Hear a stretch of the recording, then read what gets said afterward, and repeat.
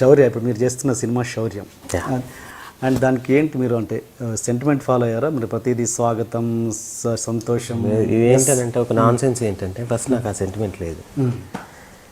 First సంతోషం పెట్టాము, తర్వాత సంబరం అనేది యాదగిరి అని మా అసిస్టెంట్ డైరెక్టర్ ఒకటి ఇచ్చాడు ఆ ఫైల్. ఇక వెంటనే అందుకున్నారు వీడికి సెంటిమెంట్ సెంటిమెంట్. నేను దాన్ని ఎట్లయినా వదిలించుకోవాలని చూస్తూ ఉన్నా కూడా తప్పనిసరి మరి స్వాగతం అనేది 3వ సినిమా పట్టుకున్నాం. బట్ ఫైనల్లీ మిస్టర్ పర్ఫెక్ట్తో వదిలేసింది. తర్వాత గ్రీక్ వీడితో అమ్మాయి అనుకున్నాం. బట్ ఇక్కడికి వస్తే ఏంటంటే now my producer has that sentiment. Yes.